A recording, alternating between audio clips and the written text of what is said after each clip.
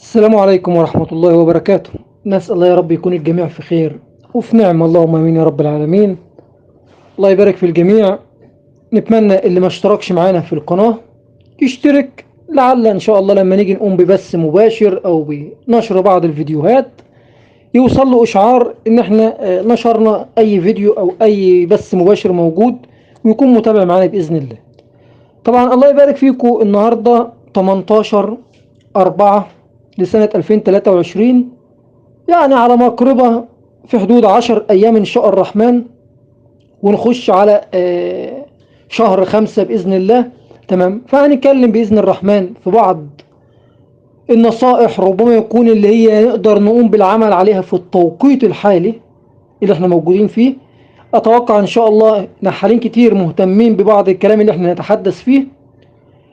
طبعا نتمنى اللي بيستمع معانا يحاول بقدر الإمكان يسجل الكلام اللي ربما يستفيد منه في البلد اللي هو موجود فيها. تمام، لأن ربما احنا هنتكلم بشكل عام سواء للإخوان اللي في الخليج أو الإخوان اللي في شمال أفريقيا، تمام، أو بلدان الشام، وكل واحد ياخد اللي يستفيد منه أو اللي متاح إن هو يستفيد منه في البلد بتاعته. تمام. طبعا قبل ما نبدأ الحديث لابد نتكلم في ملحوظة مهمة جدا. إن شاء الله ربما يكون باقي حوالي 3 أيام أو 4 أيام بإذن الله على عيد الفطر المبارك. تمام، فنتمنى من جميع الإخوان اللي بيستمعوا لينا، تمام، إن هو يروح زيارة للمنحل بتاعه قبل ما يأتي عيد الفطر بإذن الله. يعني قدامنا مثلا يومين أو 3 على انتهاء شهر رمضان المبارك. يا رب نسأل الله يا رب يكون شهر كان خير ومغفرة للجميع.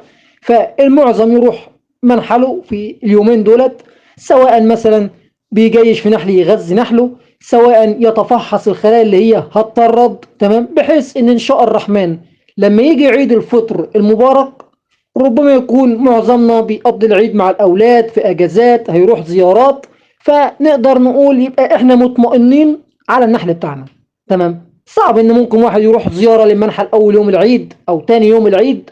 فاحنا بالتالي لابد ان احنا نستغل قبل انتهاء شهر رمضان بيوم او 2 نخلص اعمالنا اللي في المنحل.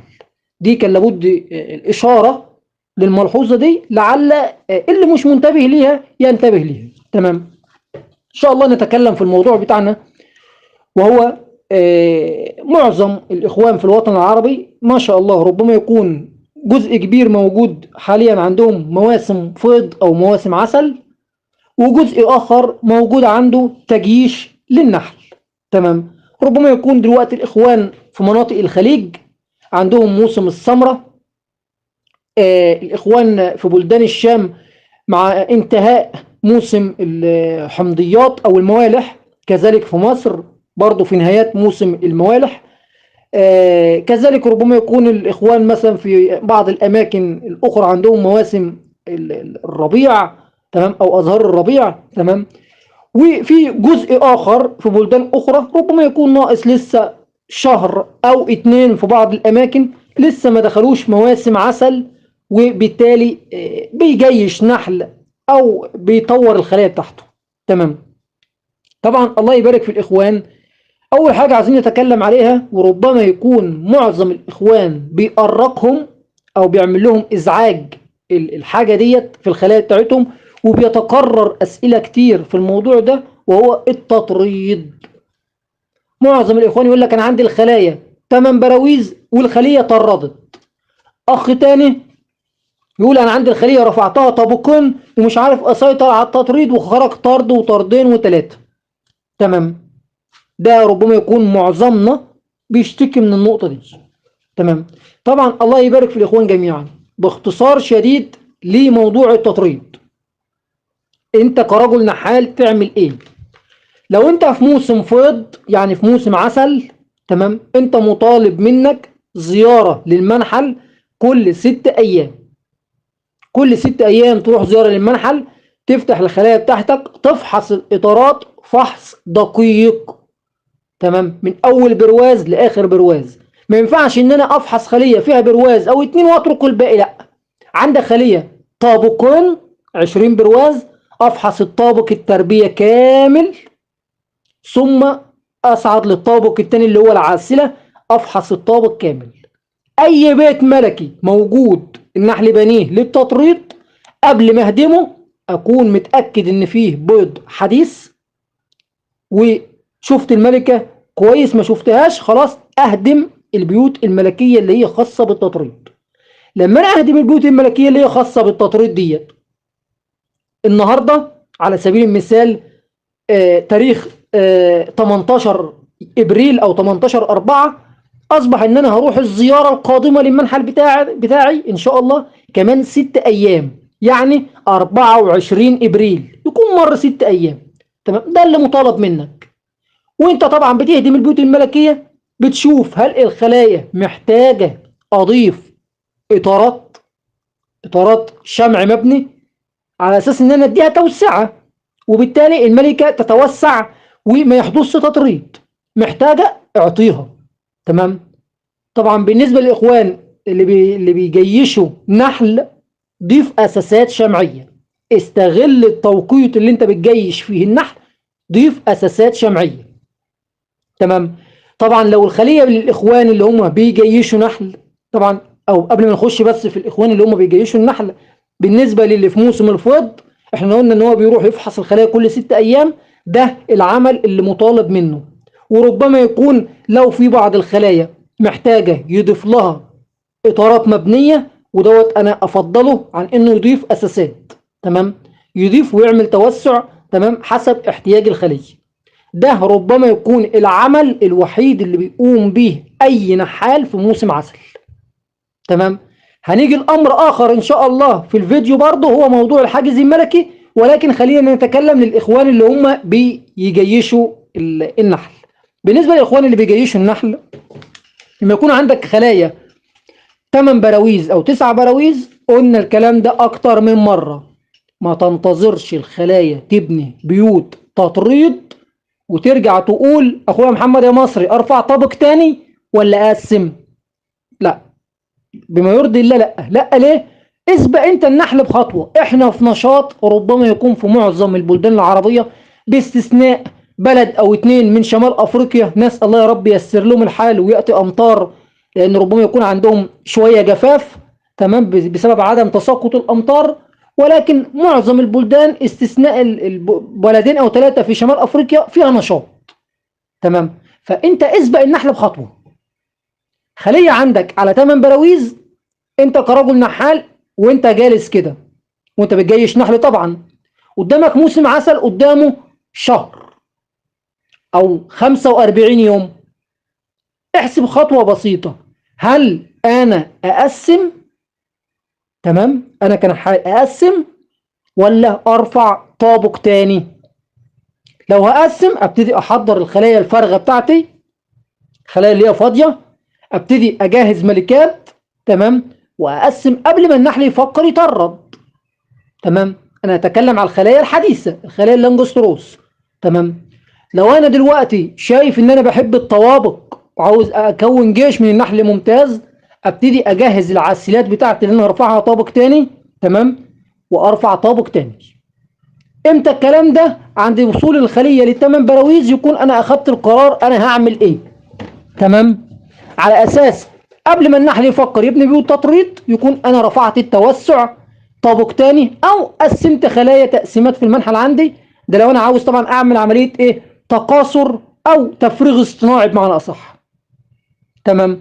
لما انا هاجي ارفع طابق تاني، تمام، ما احطش حاجز ملكي، انا بجيش نحل، بعمل تقاصر للنحل.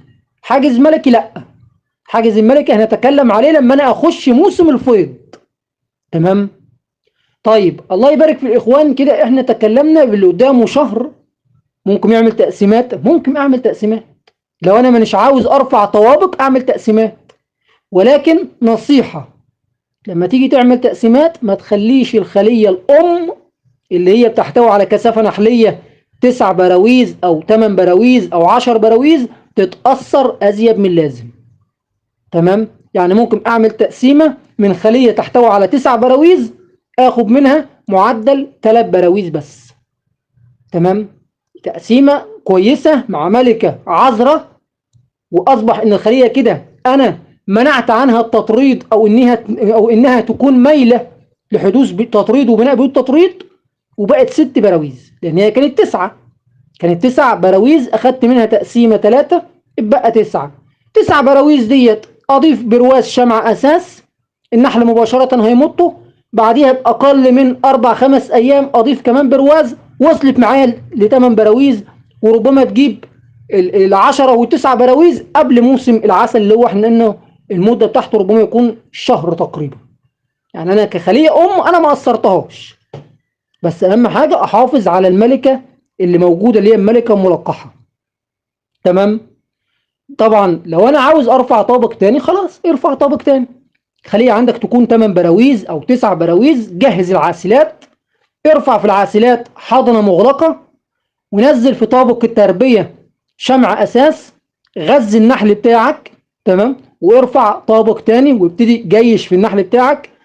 وطبعا لو انت هتبتدي ترفع عاسلات، فيه نقطة لازم تكون حريص ليها، ايه هي؟ فحص دوري كل 6 ايام. افحص طابق التربية وافحص العاسلة، واضيف شمع اساس واعطي تغذية، وبالتالي ارفع حضنة مغلقة للاعلى للعاسلة. لو انا مشيت على الوتيرة دي، هبص الاقي ما شاء الله الخلية بقت عندي 20 اطار. تمام. يعني طابقين، ارفع طابق ثالث، لا يوجد مشكلة، طالما قدامك وقت ارفع. تمام. ادي توسعة، ما تنتظرش النحل يقول لك اديني، لا، ادي توسعة. طبعا توسعة بضوابط، يعني توسعة ازيد من اللازم لا. اعطي توسعة وفحص دوري، اعطي توسعة للنحل باضافة براويز، وفحص دوري ان الخلايا ما اتطردش. تمام. دي طبعا زي ما احنا قلنا في موضوع ان هو سواء ان انا اقسم او ان انا ارفع طوابق. تمام. كده اصبح موضوع التطريد بفضل الله، بفضل الله انا نقدر نقول ابتعدت عنه، او ان انا باقل الامكانيات، تمام، تلاشيت حدوث تطريد في المنحل عندي. تمام. هنيجي لجزئيه اخرى، الله يبارك في الاخوان، وهو بالنسبه لمواسم العسل عندهم موجودين فيها. تمام. هو الحاجز الملكي، احنا قلنا طبعا وظيفتك انت في موسم العسل تفحص فقط كل 6 ايام، تهدم بيوت ملكيه. طيب الحاجز الملكي اركبه امتى في موسم الفيض؟ في موسم العسل اركب الحاجز الملكي امتى؟ اركب الحاجز الملكي قبل انتهاء الموسم بحوالي 10-15 يوم فقط. قبل انتهاء الموسم ب10-15 يوم اركب الحاجز الملكي. سواء، خلي بال الاخوان اللي بيستمعوا لينا، سواء هركب الحاجز الملكي اللي هو بيركب فيه بروازين، بيكون طبعا في خليه واحده تحتوي على 10 براويز. تمام. والبروازين دولت معاهم الملكه، او لو انا هحط حاجز ملكي ما بين طابق التربيه والعاسلات اللي في الاعلى، سواء عندي عاسلتين، عندي 3 عاسلات، ايا يكن، زي ما انا جيشت نحلي. تمام. بركب طبعا حاجز الملكي فوق طابق التربيه. تمام. في الحالة ديت برتب براويزي او بعيد ترتيب الاطارات بتاعتي. بمعنى ايه؟ بمعنى انا دلوقتي عندي طابقين يحتوي على 20 برواز، وعاوز اركب الحاجز الملكي. بفحص العاسلة اللي هي الطابق الثاني. تمام. اي برواز حضنة مفتوحة بسحبه وانزله في التربية، اي برواز بيض بسحبه وبنزله في طابق التربية اللي هو الأول. تمام. وفي طابق التربية الأول أي برواز أو أي إطار أو كادر حضنة مغلقة برفعه في الأعلى في العاسلة، ثم أحط الحاجز الملكي مع التأكد من وجود الملكة في الطابق الأول طابق التربية، أضع الحاجز الملكي. تمام. وأصبح دلوقتي أنا مثلا عندي في حدود 9 براويز أو 10 براويز في العاسلة، كلهم حضنة مغلقة. مباشرة بعد خروج النحل أو النحل الحاضن اللي هو صغير السن اللي يخرج من الحضنة دي، يتجه النحل مباشرة بتخزين الرحيق أو العسل في الطابق الثاني كامل. يبقى أنا استفدت من الشيء ده، وحيدت الملكة أو عملت تحييد للملكة إن هي تعمل في الطابق الأول اللي هو التربية. تمام. ده طبعا فيما يخص تركيب الحاجز الملكي.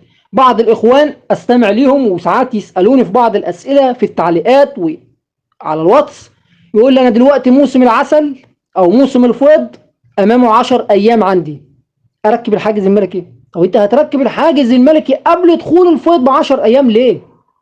أو قبل دخول موسم الفيض بأسبوع ليه؟ أنت ما تركبش الحاجز الملكي إلا في حالة واحدة، عند ذروة الموسم. يعني في منتصف الموسم لما يكون باقي 10-15 يوم على نهاية الموسم والنحل في قمة السروح وفي قمة جمع الرحيق والعسل، في الحالة ديت ركب الحاجز الملكي. إنما أنت هتحيد الملكة أو هتقلل من وضع الملكة في وضع البيض من قبل ما الموسم يبدأ، هيبقى عندك تفاوت في الأجيال النحلية، هيبقى مشكلة. تمام، لابد ناخد النقطة ديت بعين الاعتبار. تمام.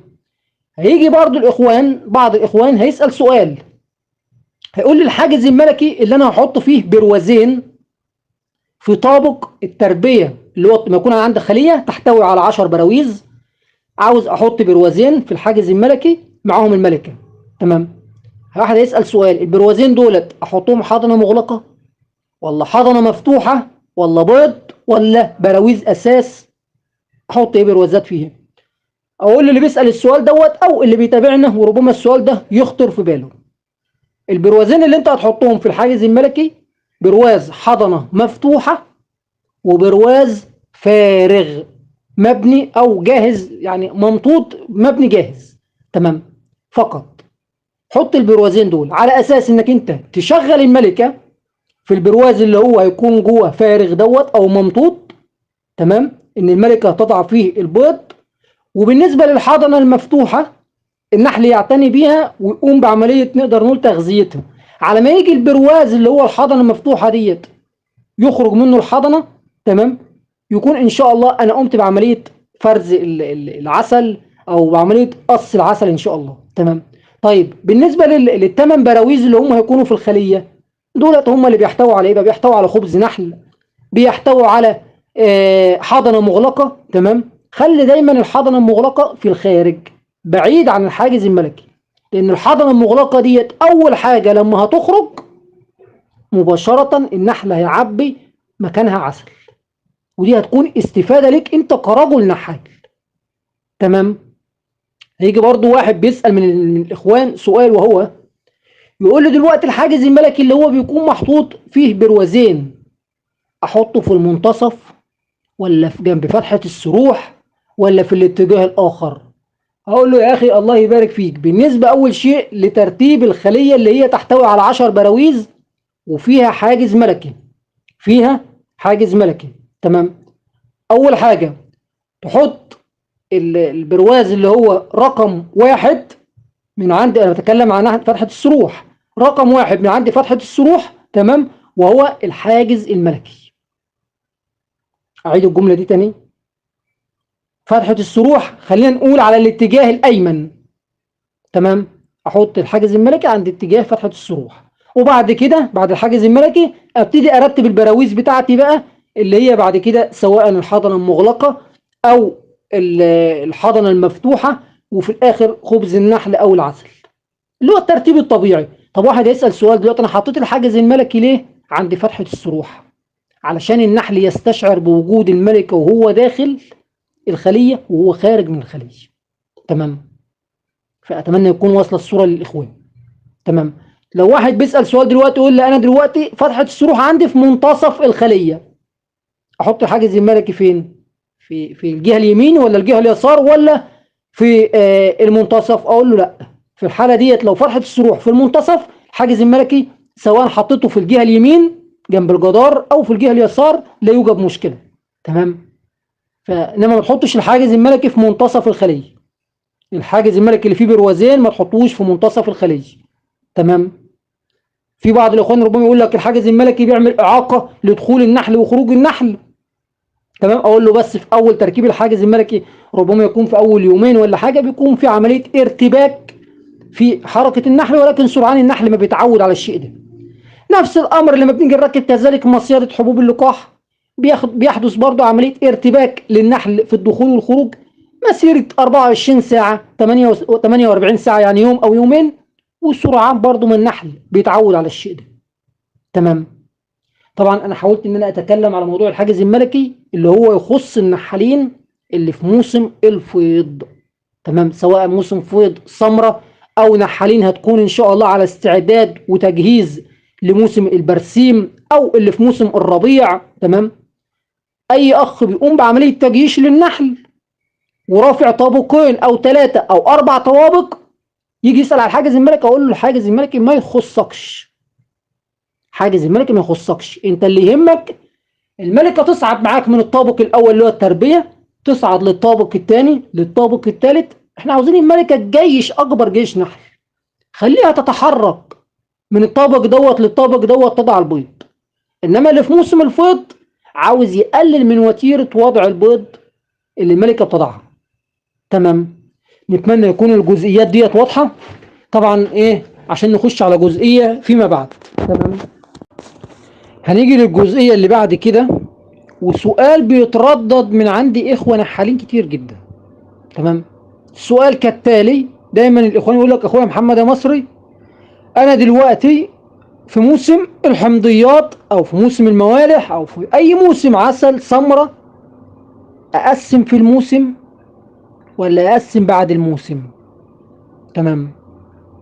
السؤال دوت اجابته بسيطة جدا، وكل نحال يشوف اللي يناسبه ويقوم بيه. لو الاخ اللي في الموسم ده عنده خلايا، نتمنى نركز في الكلام، لو الاخ اللي في الموسم عنده خلايا ما شاء الله تحتوي على كثافة نحلية 20 برواز، 10 براويز، 15 برواز، كثافة نحلية ممتازة. تمام. وقدامه 10 15 يوم على انتهاء الموسم. تمام. السؤال اللي بيطرح نفسه هو ده المهم اللي النحال لابد يرد عليه ويجاوب عليه. بعد انتهاء الموسم عندك اخي النحال او اخت النحالة، تمام، هل هيكون موجود عندك اعداء للنحل زي الوروار، زي بعض اعداء النحل اللي تعمل اعاقة في خروج الملكة للتلقيح؟ تمام. لو جواب النحال او اجابة النحال لا انا بعد الموسم عندي الامور ممتازة، اقول له في الحتة ديت حافظ على الكثافة النحلية عندك في موسم الفيض اللي انت فيه، افرز العسل بتاعك، وبعد ما تفرز العسل قسم. ليه؟ لانك بعد الموسم عندك الامر متاح، الامور بخير. تمام. طب لو واحد من النحالين قال لي والله انا هيكون عندي مشكلة بعد انتهاء الموسم، هيكون عندي ذئب النحل مثلا، الوروار فرضا، تمام، عندي اعداء نحل هتعمل اعاقة في خروج الملكات للتلقيح، وهيفقد كمية ملكات كتيرة، والوقت المناسب ان هو لازم يقسم دلوقتي. اصبح انت مضطر، انت كرجل نحال مضطر تقسم. تمام. في الحالة ديت خلاص قسم، في الحالة ديت قسم. تمام.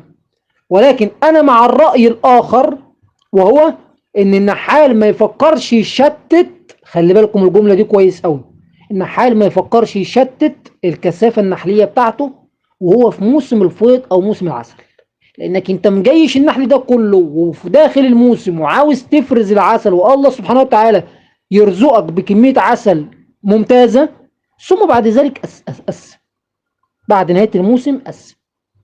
ما تشتتش خلايا عندك تنزلها من طابقين لطابق واحد، او خلية 10 براويز توصلها ل6 في الموسم، حرام عليك. تمام. ولكن انصح نصيحة للاخوان اللي هم يقسموا بعد الموسم مباشرة. ايه هي النصيحة؟ قدامك 10 ايام او 15 يوم على انتهاء الموسم. تمام. خد خلية من الخلايا اللي عندك الممتازة اللي فيها صفات ممتازة، وربي في الخلية دي ملكات. استغل الوقت، استغلال الوقت للنحال من ذهب.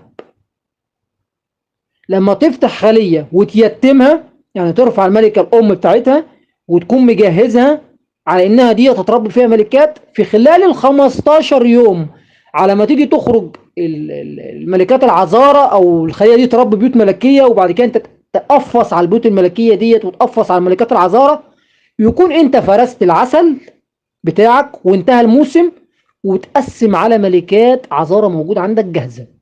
مش بعد انتهاء الموسم هربي لسه ملكات وانتظر 15 يوم، لا كده انت بتضيع وقت. استغل الوقت، وقتك من ده. فانا في الموسم اعطل خلية واحدة بس، هي خلية واحدة فقط اللي انا هعطلها.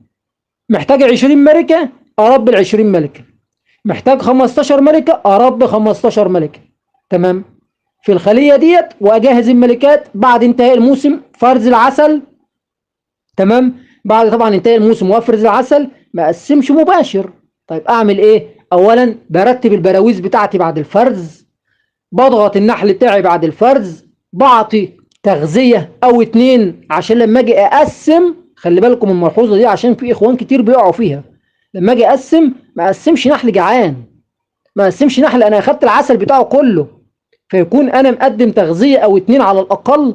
النحل حس ان هو في اريحية، تمام، ما هوش في جوع، عشان على الاقل تقل حدة الشراسة، حدة الشراسة اللي موجودة تقل بعد ما انا فرست العسل. ثم بعد كده اقسم على ملكات العذارى اللي عندي. يعني امتى الكلام دوت؟ واحد بيسالني يعني امتى الكلام ده. انا فرست اليوم الثلاث، تمام، ان شاء الله ادي تغذيه او اتنين واقسم الجمعه. يعني ايه؟ يعني 3 4 ايام فقط اللي انا محتاجهم. تمام. نتمنى الجزئيه دي تكون واصله لاخوه من النحالين كتير بيسالوا السؤال ده. تمام. طبعا احنا اشرنا في بدايه الفيديو، وهو للاخوان اللي ربما يكون ناقص له 10 او 15 يوم ويخش على الموسم. تمام. هل يقسم ولا ما يقسمش؟ قلنا طبعا ان هو يحافظ على الكثافه النحليه بتاعته، ويحاول يرفع طوابق او يرفع عسلات يجهز نحله. تمام. لان مش هينفع انا قبل الموسم ب 10 15 يوم اقسم. تمام. ولكن لو الموسم عندي زي ما احنا قلنا قدامه شهر، قدامه اتنين، ربما يكون في بعض الاخوان الموسم بتاعهم هيبدأ على شهر 7، لا هنا قسم استفيد. تمام. موضوع التقسيمات اخواننا الله يبارك فيكم اتكلمنا فيه وعملنا فيديو واتنين على القناة. تمام. وهنقول برضو اختصار لعل الاخ اللي ما استمعش لينا قبل كده يتذكر الشيء ده، واللي استمع ممكن برضو يستمع مرة اخرى لعل المعلومة تثبت في دماغه، او ممكن يقدر يراجع الفيديوهات اللي موجودة على القناة الخاصة بالتقسيمات. تمام. عندك نوعين من التقسيمات. النوع الاول تقسم داخل المنحل، النوع الاخر تقسم وتنقل التقسيمات خارج المنحل. تمام. كل واحدة اكيد لها مميزات ولها سلبيات. خلينا نبدأ اول حاجة باللي هيقسم وينقل خارج المنحل. اللي هيقسم وبينقل خارج المنحل لو قسم على بروازين، قسم على 3 براويز، قسم على 4، اي كثافة نحلية بيقسم عليها، فهو لما بينقل على خارج المنحل على مسافة 4 كيلو 5 كيلو بيكون ضامن ان مفيش اي نحل سواء كبير في السن او صغير في السن هيرجع مرة اخرى للمنحل او هيرجع مرة اخرى للخلية الام بتاعته. فاصبح هو بيحافظ على الكثافة النحلية. تمام. وبيقدر بعد كده بعد ما بينقل التقسيمات خارج المنحل على بعد 4 5 كيلو بينزل بعد 24 ساعة، يعني تاني يوم بعد يوم واحد مباشرة بينزل الملكات العذارى او ينزل البيوت الملكية. تمام. ويقدر بعد كده ان شاء الله لما الملكات دي تتلقح يرجعها للمنحل مرة اخرى. خلي بالكم قلنا ايه؟ قلنا الملكات تتلقح، ما ينفعش تنزل عذارى وبعدها ب3 4 ايام ترجعها المنحل، لا هتفقد كمية ملكات كبيرة. ليه؟ لان الملكات العذارى اللي انت نزلتها ديت هتخرج في الموقع الجديد اللي انت نقلت فيه النحل على بعد 4 كيلو 5 كيلو، تخرج تستعلم تستكشف، ثم بعد كده بتخرج للتلقيح، وبترجع بعد التلقيح او بعد رحلة التلقيح ترجع تضع البيض. فانت كنحال ما تفكرش ترجع اي خلية نقلتها في موقع بعد التقسيم خارج المنحل الا بعد ما الملكة تضع البيض. وفي الحالة ديت نقدر نقول يعني خلاص الحاضن على وشك الاغلاق، بعد التلقيح الملكة ب5 6 ايام رجعها المنحل لا يوجد مشكلة. تمام. فدي بتعتبر ميزة. تمام. بالنسبة للعيب او عيوب ان النحال ينقل التقسيمات في موقع اخر، نقدر نقول لو مش متاح لي موقع اخر او مثلا بيكون فيها بعض العناء للاخوان ان هو مثلا بيشيل خلايا من مكان ويوديها مكان اخر، يعني نقدر نقول ده اللي ربما بيمثل إعاقة لبعض النحالين. تمام. وربما يكون بالأخص النحالين اللي عندها خلايا بسيطة، عاوز يعمل تقسيمتين، يعمل 3 تقسيمات. تمام. فبقول لك الأمر ما يستدعيش. تمام. عكس النحال اللي ما شاء الله عامل 30 تقسيمة، عامل 50 تقسيمة، فبيجيب سيارة وبيحمل التقسيمات وينقلها. تمام. طيب، زي ما احنا قلنا طبعا المميزات والعيوب للتقسيم خارج المنحل. اللي عاوز يقسم ويترك التقسيمات داخل المنحل، أتمنى نركز في المعلومة دي. تمام. اللي بيقسم التقسيمات ويخليها داخل المنحل لابد ان يكون الخلية التقسيمة الجديدة او الخلية القسمة الجديدة جنب الخلية الام مباشرة. نعمل ايه؟ الخلية الام اللي انا هشيل منها تقسيمة احركها من المكان بتاعها 10 سنتي، سواء للامام او للخلف او للشمال او اليمين. اللي انا اقصده انت بتحركها 10 سنتي، ثم بعد كده بتحط الخلية الفارغة جنبيها مباشرة. وبعد ما بتحط الخلية الفارغة جنبيها بترفع فيها التقسيمة اللي انت عاوز تاخدها. تمام. سواء هتعمل تقسيمة على 3 براويز، هتعمل تقسيمة على 4 براويز، حسب التقسيمة اللي انت عاوزها. وبتنزل ملكة عذراء بعد مثلا 24 ساعة وبتقفص على الملكة العذراء او بتنزل بيت ملكي. تمام. للخلية التقسيم. طب ليه احنا حطينا التقسيمة جنب الخلية الام؟ ليه ما نحطهاش مثلا على بعد 5 متر، على بعد 10 متر؟ لان لو حطيناها على بعد 5 متر او 10 متر في المنحل، النحل السارح كله هيرجع الخلية الام، والتقسيمة هيكون فيها بس نحل حاضن. والنحل الحاضن دوت هيحتاج منك انت كنحال اعتناء زيادة عن اللازم، وبالتالي هيعطل تطور ومسير التطور بتاع الخلايا التقسيمة. تمام. لان ما تيجي تعمل تقسيمة على 3 براويز وتنقلها 5 6 متر، النحل السرح اللي هيرجع ده هيرجع بمعدل برواز، هيرجع بمعدل 1 برواز. فالتقسيمة هيتبقى فيها ايه؟ هيتبقى فيها بمعدل بروازين من النحل او من الكثافة النحلية. تمام. فاحنا بنقول نخلي دايما التقسيمة جنب الخلية الام. تمام. عشان نضمن بقدر الامكان ان التقسيمة تحافظ على الكثافة النحلية بتاعتها. بعض الاخوان بيسموا الطريقة ديت اللي هي التقسيم بشكل حرف 7. تمام. نتمنى يكون الجزئية ديت واصلة. واحد بيسألني سؤال، مثلا التقسيمة اللي انا عاملها دي وتحتوي على 3 براويز، مكوناتهم ايه او البراويز دي ايه؟ اقول له باختصار شديد، برواز الاولاني تمام، حضنة مغلقة، حضنة مغلقة احطه جنب الجدار اللي هو رقم 1. برواز رقم 2 برواز حضنة مفتوحة احطه في المنتصف. برواز رقم 3 مخزون من العسل او برواز مخزون عسل، لو فيه مثلا في برواز العسل ده جزء منه خبز النحل او حبوب لقاح يكون ممتاز جدا، واحطه رقم 3. والثلاث براويز دولت انزل لهم ملكة عذراء او بيت ملكي. تمام. واقول اللهم لك الحمد ولك الشكر، انا فقط محتاج او منتظر الخلية دي تخرج فيها الملكة العذراء، تطلع تتلقح تضع البيض. الخلية ديت هتكون بالتالي عندي فوق الممتاز، لان احنا بنتكلم فيها برواز حضنة مفتوحة وحضنة مغلقة. البراويز ديت لما هتخرج الحضنة منها وفي الحالة ديت اقدم تغذية، الخلية تبتدي تتطور معايا وتتقدم معايا، واقدر اضيف بعد كده براويز شمع اساس او براويز مبنية جاهزة. سؤال بالنسبة للتغذية، انا عملت تقسيمة اليوم الثلاث. تمام. اقدم تغذية للخلية ديت؟ اقول له لا. لا ليه؟ لانك انت منزل لها برواز عسل ونزلت لها ملكة. خلي الملكة تطلع، طبعا بعد كده انا هفرج عن الملكة بعد مرور يوم او 2، هفرج عن الملكة. واي بيت ملكي طبعا قبل ما افرج عن الملكة اهدم البيوت الملكية لو فيه، وافرج عن الملكة وانتظر الملكة تتلقح. بعد ما الملكة تتلقح وترجع للخلية تضع البيض، غذي الخلية. انما الملكة موجودة تفتح الخلية تقدم تغذية، تمام، ربما يكون التغذية دي تسبب مشاكل او الملكة يحصل لها امور او الخلايا تخش في تكذيب. لا، خلية الملكة وضعت البيض، قدم تغذية وابتدي جيش الخلية وقوم بالاعمال اللي انت بتقوم بيها. تمام. طبعا دايما بنقول للاخوان قسم على ملكة عذراء، قسم على ملكة عذراء. ليه؟ عشان عاوزين نتفادى او نتلاشى حدوث تكذيب. اترك خلية لمدة 15 20 يوم بتربي ملكة والملكة تخرج للتلقيح، النحل يكون كبير في السن، يحدث تكذيب. اتمنى يكون وصل الجزئية ديت للاخوان.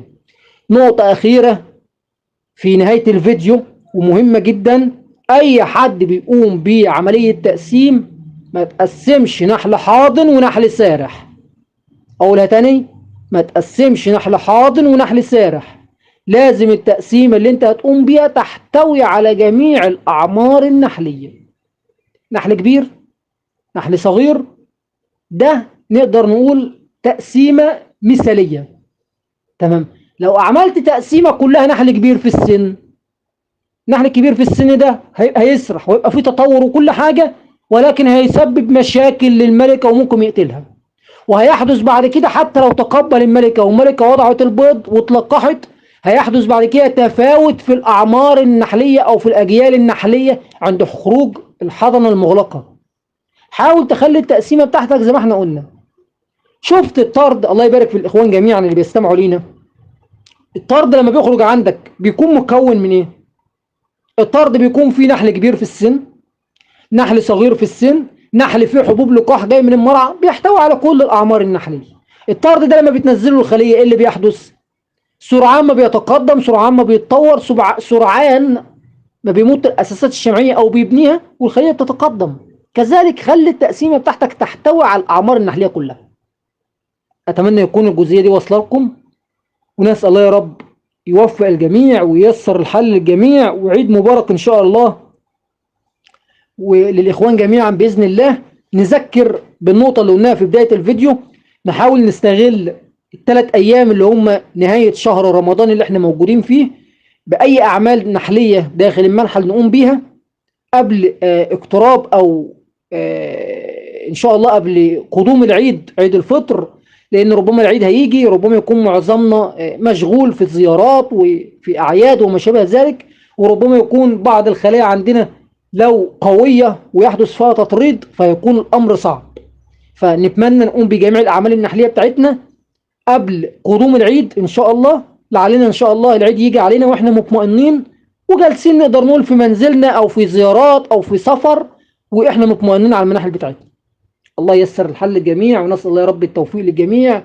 ولو في أي ملحوظة أو استفسار اتركوا تعليق إن شاء الله ويتم الرد عليه، ولو فيه سهو أو نسيان فنلتمس العذر منكم. والله يبارك في الجميع، مشكورين، شكرا لكم.